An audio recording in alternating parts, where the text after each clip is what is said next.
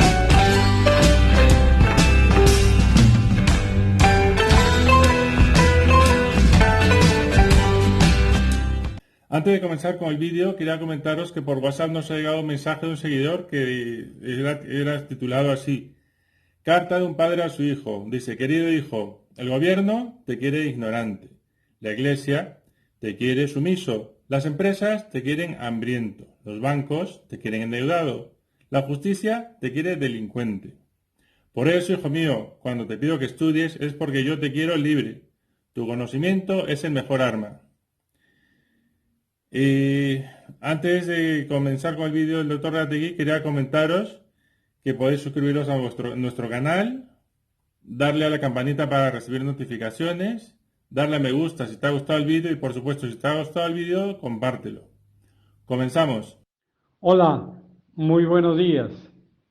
Les habla Luis Felipe Reategui Pérez desde Lima, Perú, en el programa Ecología Humana. Esta vez vamos a hacer, diríamos, el cuarto programa bajo el titular de Educación, la última parte, o sea, la parte cuarta. Y en realidad, durante los programas anteriores, hemos estado reflexionando acerca de la educación. Este no es un programa de características académicas, oficiales, que transmita una enseñanza intelectual sobre la educación y sobre los otros temas que trato. Este es un tema de realización, un tema de experiencia personal, un tema, diríamos, que brota de la experiencia humana, de la experiencia de vida. No es un simple programa repetidor de conceptos teóricos de los libros. Ya en uno de los 40 programas, en algunos de ellos, hemos señalado que existen dos tipos de entender la vida. Hay más tipos incluso, pero para este momento nos vamos a referir a los dos. El tipo, diríamos, intelectual, superficial, el que comprende el mundo en relación a lo que percibe de los sentidos. Y hay otro tipo de comprensión de la vida que es el que resulta de la experiencia y que a su vez es la enseñanza que han transmitido los grandes maestros de la humanidad. No solamente Cristo, Buda, Lao Tse, Krishna, Ram, Hermes y todos los grandes maestros, sino también los discípulos de los grandes maestros. Y a su vez los discípulos de los discípulos de los grandes maestros.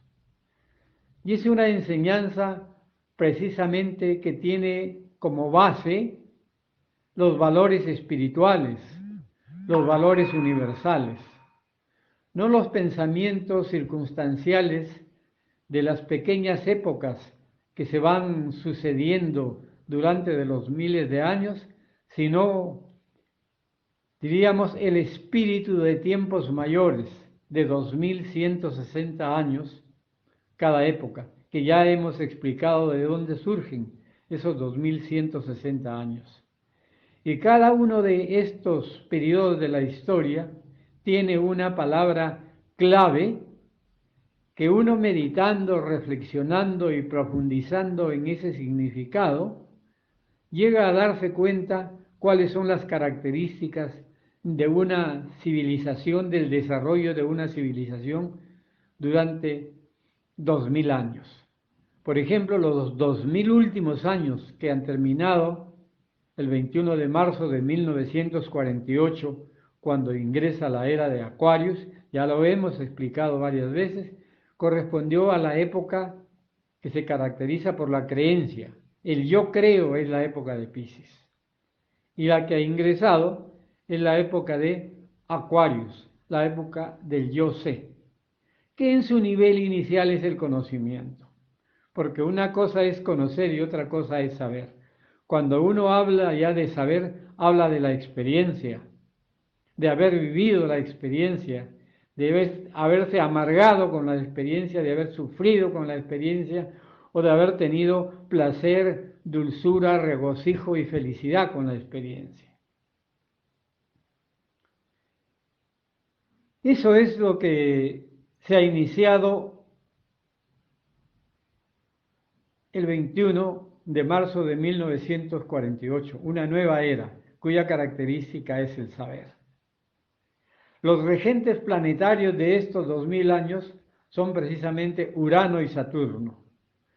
Urano, que es la energía científica, el conocimiento profundo, genial, todo lo que es sabiduría, todo lo que es descubrimientos científicos, todo lo que es progreso tecnológico, todo eso está regido por el símbolo de Aquarius. Como todo lo que es paz, fraternidad, tolerancia, abrazar al otro, querer al otro, considerarlo hermano, considerarse toda la humanidad como hermanos, eso es lo que corresponde a Aquarius. Y esa es la edad que vamos a vivir. Y entonces en cada era, los grupos académicos, los grupos intelectuales, los grupos normales de la sociedad, diríamos en cuanto al conocimiento de la sabiduría, las personas de a pie transmiten una enseñanza cultural. Y la enseñanza cultural hemos repetido hasta la saciedad que se desarrollan en 4 ríos, en 4 corrientes, diríamos: arte, ciencia, didáctica y filosofía. Arte, ciencia, didáctica y filosofía forman lo que es la cultura de una época. Entonces ahora estamos iniciando una era de saber, una era de conocimiento. Por lo tanto, el arte va a ir fundamentado con la sabiduría. La ciencia fundamentada e impulsada por la sabiduría. La educación fundamentada e impulsada precisamente por la sabiduría. Y la acción transformadora de la sociedad, la producción, diríamos, de todo, también debe estar influenciada, energetizada por la sabiduría.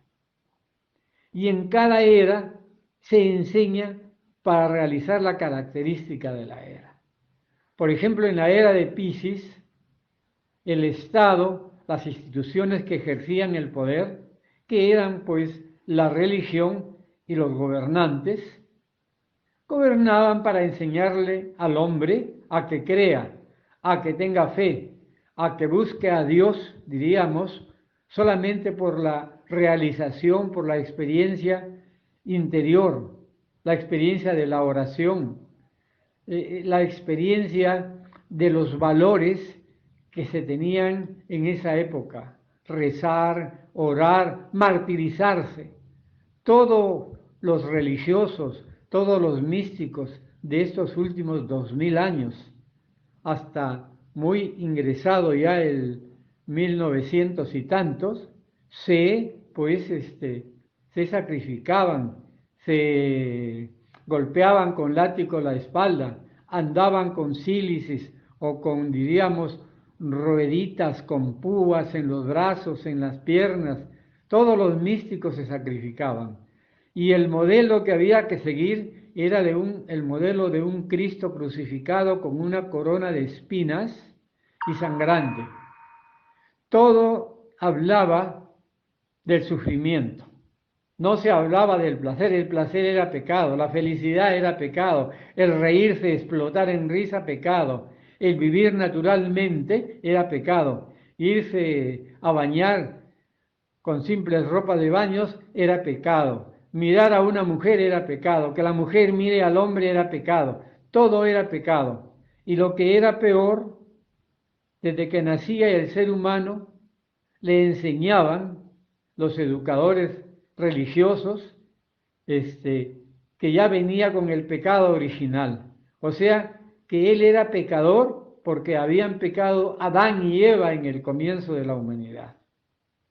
Y eso lo martillaban, lo daban todos los días y convencían a la humanidad que era pecadora.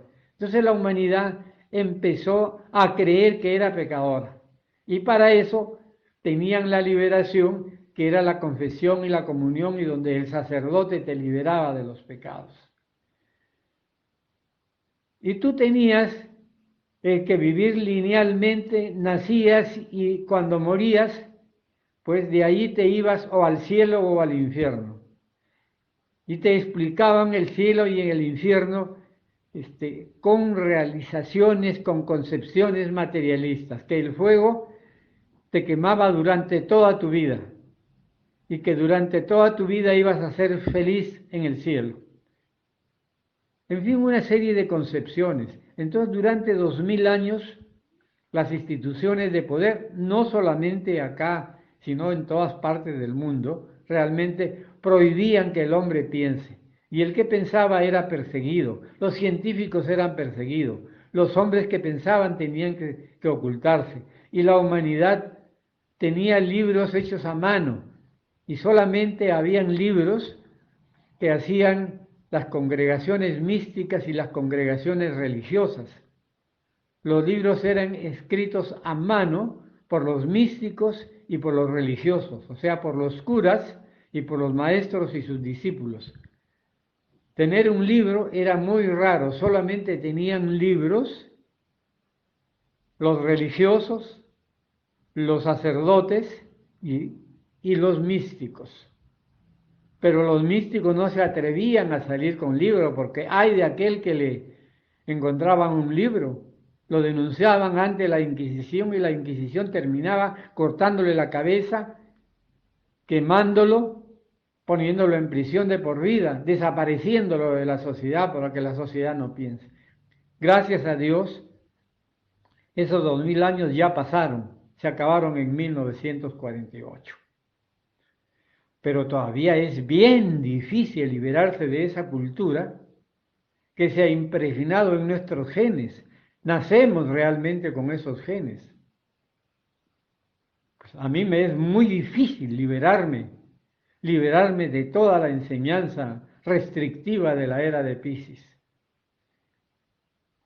Pero habían enseñanzas muy buenas, como por ejemplo orar en familia, bendecir los alimentos, no hacer daño a la gente. La enseñanza principal que dejó Cristo, amar los unos a los otros, amados los unos a los otros. Esa es una enseñanza básica en una época de 2000 años de una barbarie. Y esa barbarie está terminando hoy en el mundo. Ustedes ven que nos consideramos libres, felices, porque hay radio, televisión, teléfono automático, que nos comunicamos con todos los libros y conferencias del mundo, pero eso es en la era de Acuarios. Antes de 1948 lo único que había era un teléfono muy deficiente, una radio muy deficiente y todavía no había la televisión que recién empieza, diríamos, por los años fines de los 50 y los 60. Pero la sociedad era muy, muy, muy atrasada, muy atrasada. Muy atrasada realmente, y muy cabeza agachada, ora y trabaja, ora y trabaja. Y los vivos, los inteligentes, le decían a la gente, no opines, no califiques a nadie, no piensas, ora y labora, obedece, obedece y obedece. Por eso en el programa anterior yo he comentado la enseñanza de Buda. La enseñanza de Buda se refiere al sufrimiento. Buda dice que el origen de todo este caos que vive la sociedad es el sufrimiento y que hay que liberarnos del sufrimiento. Pero Buda, pues con más experiencias, porque corresponde su enseñanza a Oriente, que ellos se han internalizado en su ser interno, han buscado su maestro interno, ellos buscan que la gente no siga a los gurús, porque dicen que los gurús pues esclavizan. Y ya en el programa anterior, que les ruego para que entiendan lo que estoy diciendo,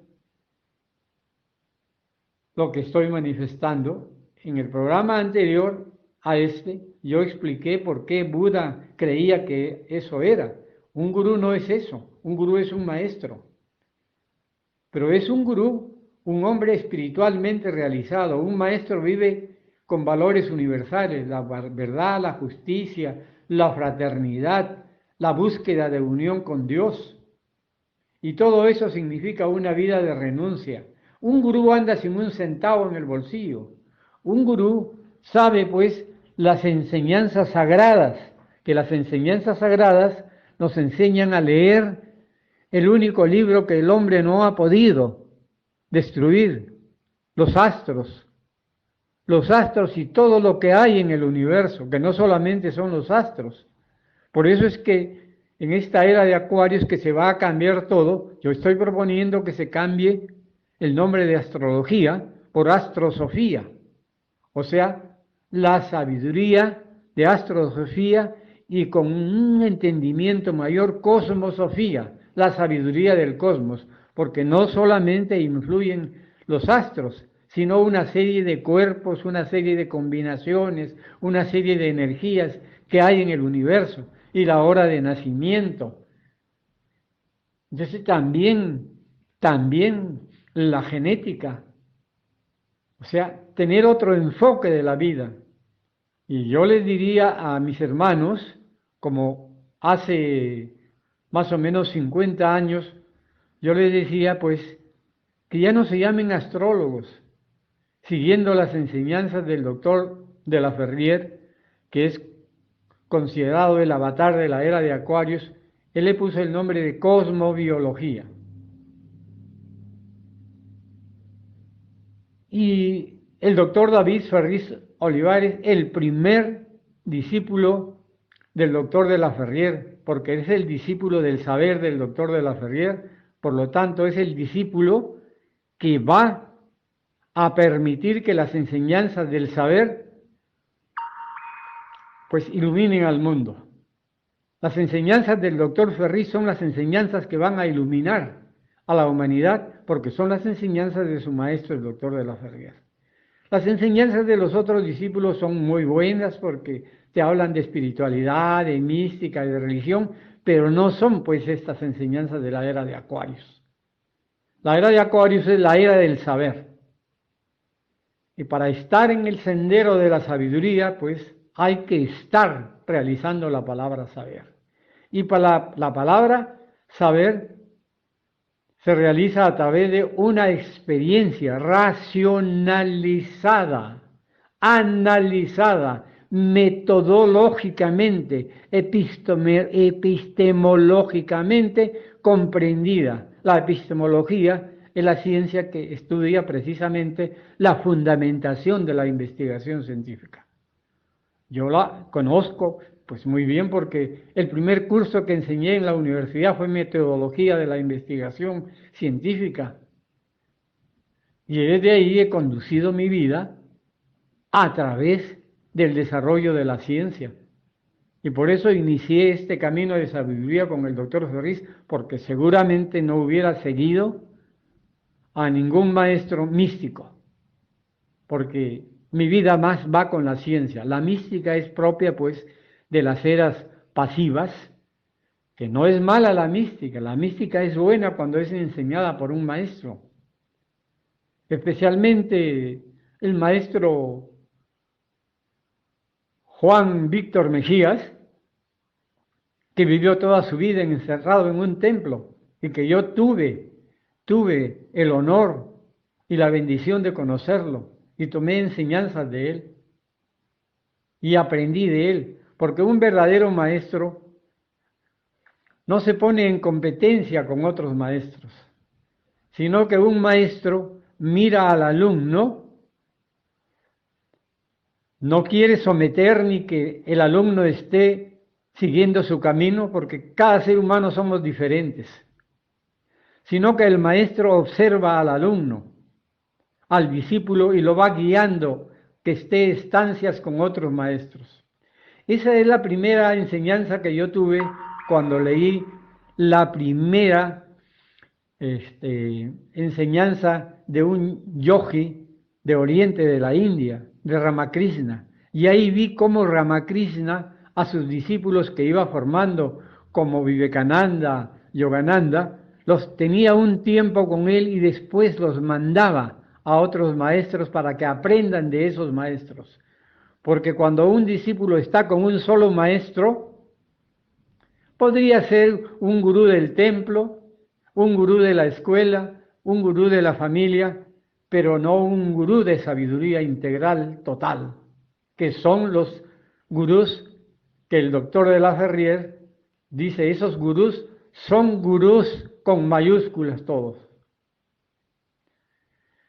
En fin, esos gurús andan sin un centavo en el bolsillo, tienen las ciencias sagradas y jamás cobran ni un centavo por enseñar, y no enseñan teorizando, sino enseñan haciendo que el alumno camine en las enseñanzas sagradas, que en la época de Cristo la tenía las escuelas de los esenios, que todavía están las escuelas de los esenios, y que es la gran fraternidad blanca universal, la gran fraternidad blanca universal. Y también la institución que formó el doctor de la Ferrier, la gran fraternidad universal, la gran fraternidad universal. Y yo desde estos programas estoy tratando de despertar a la humanidad, no para formar una institución, porque siempre cuando uno forma una institución, los seguidores siguen por ser ellos los próximos directores de la institución y con su interpretación quieren aplanar a todos los que vienen detrás de ellos, someterlos.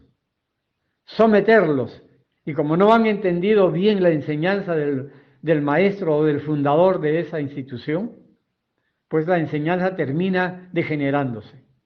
Por eso ahora insisto mucho en ello. Lo que decía el doctor de la Ferrier, realmente lo ideal sería que exista una religión en el mundo. Y si no eso no es posible, lo ideal sería que cada hombre tenga su propia religión, su propia comunicación con Dios, su propia oración, una oración de lo que él mismo siente con Dios. No las oraciones de Piscis, no los mantras orientales de Piscis, no las metodologías orientales de Piscis, porque todo Piscis, toda la enseñanza de Piscis, de Oriente y Occidente, ya acabó, ya no es vigente para los hombres que quieren aprender a vivir en la era de Acuarios. Para aprender a vivir en la era de Acuarios hay que seguir lo que es el saber. Y el saber, busquen los libros del doctor David Ferriz Olivares, que interpretan las enseñanzas de su maestro, el doctor C. Reynó de la Ferrier. A mí me contactó, me iluminó el doctor David Ferriz Olivares y me dijo, no me siga a mí. Aprenda meditación, busque en usted la verdad y siga la verdad que su espíritu, que no es un espíritu joven, es un espíritu muy antiguo, trae. Eso es lo que me dijo. Entonces, por eso les decía en el programa anterior, yo no sigo a ningún gurú, los respeto a todos los gurús en su camino de gurús de un sector de la sabiduría. Gurús del querer, gurús del callar, gurú del saber, gurú del realizar, del osar, del osar. La línea del osar, la línea de la acción, está sistematizada o sintetizada en este axioma muy antiguo: los cielos se toman por asalto. O sea, hay que osar ser santo, hay que osar ser místico, hay que osar ser ángel, hay que osar descubrir la verdad, hay que osar servir a Dios. Y la enseñanza de Acuario usted dice, hay que saber servir a Dios, hay que saber osar saber. Y osar saber, pues es un principio de sabiduría. Y el saber significa saber lo que uno sabe y saber lo que uno no sabe. Y saber enseñar a los demás respetándolos. Porque los que siguen a maestros, los que siguen a pedagogos, los que sirven a maestros, a gurús con minúsculas, tratan de esclavizar a los seres humanos con una enseñanza muy limitada. Y eso no es Acuarios. Por eso yo en este momento estoy terminando este sector de educación, esta cuarta reflexión, con estas palabras. No les estoy, diríamos, explicando la metodología de la investigación de Jean Piaget y los grandes maestros, no, sino sencillamente, pues esto que yo les estoy diciendo son las enseñanzas de Sócrates, las enseñanzas de Platón, las enseñanzas de Aristóteles, las enseñanzas de Pitágoras, las enseñanzas de Gurdjieff, las enseñanzas de los grandes maestros de la humanidad. En Argentina, por ejemplo, consideran que Gurdjieff es un avatar y han formado toda una escuela, la escuela del cuarto camino. Sigue las enseñanzas de Gurdjieff y de Ouspensky, pero llaman pues al Lama, llaman a los budistas para integrar toda la nueva enseñanza de Acuarios. En Europa se han formado muchas escuelas de sabiduría en base a estos maestros. Y los avatares siempre se caracterizan por decir: no miren al avatar, no miren al maestro, sino pues miren el camino que les enseña el maestro. Y si ustedes consideran que ese es su camino, síganlo. Si no, sigan su propio camino.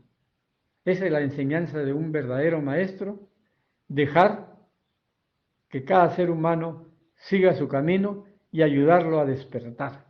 Y para ayudarlo a despertar, hemos realizado en los 4 anteriores programas, o sea, los 8 programas anteriores a este programa de educación, 4 programas de Cosmosofía y 4 programas de Hatha Yoga. Y en el próximo programa estaremos abordando o el tema de la ciencia o el tema de la religión o de la mística. Cualquiera de esos 2 programas. No lo defino ahora porque me están llegando preguntas que quiero aprovechar esas preguntas para darle una dirección especial al tema que voy a iniciar durante los 4 próximos programas. Bien, habiéndose vencido el tiempo, con mi saludo de paz y salud en su vivir. Paz y salud en su vivir son las 2 columnas de la ecología humana. Sabias palabras del doctor Reategui. Y también quería comentaros que nos han mandado otro WhatsApp en los que nos han compartido las 10 mejores frases sobre educación. Por ejemplo, la primera dice: la mejor inversión que podemos hacer en la educación de nuestros hijos es pasar tiempo en familia. Guía de actividades en familia. Son frases sueltas que nos han mandado los seguidores. Y la segunda frase es aquí: la primera tarea de la educación es agitar la vida, pero dejarla libre para que se desarrolle. María Montessori. 3. Largo es el camino de la enseñanza por medio de teorías, breve y eficaz por medio del ejemplo. Esto lo dijo Séneca. 4. Lo maravilloso de aprender es que nadie puede arrebatarnos lo aprendido. Esto lo dijo B.B. King. 5. Todos somos maestros y alumnos. Nadie puede preguntarse qué vino a aprender aquí si no se pregunta también qué vino a enseñar. Esto lo dijo Luis Hay. 6. Enseñar exige saber escuchar. Paulo Freire. 7. La educación no es llenar el cubo sino encender el fuego. Esto lo dijo Hesiodo. 8. Hay dos tipos de educación, la que te enseña a ganarte la vida y la que te enseña a vivir. Anthony de Melo. Estoy leyendo aquí unas frases que tengo sueltas. 9. El principio de la educación es predicar con el ejemplo. Esto lo dijo Turgot. 10. Lo mejor que podemos hacer por otro no es solo compartir con él nuestras riquezas, sino mostrarle las suyas. Benjamin Disraeli. Bueno, esto sería todo por ahora y nos despedimos hasta el siguiente programa. Hasta luego.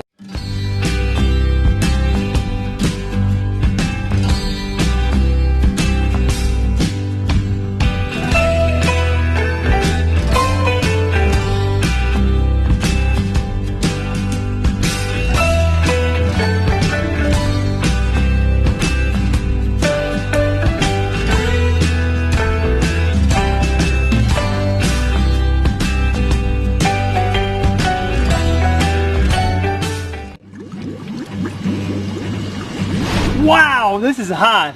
Yeah? Is it that hot? This is the hottest river in the world. If you fall into it, you will die or get severe burns. And we went to see it.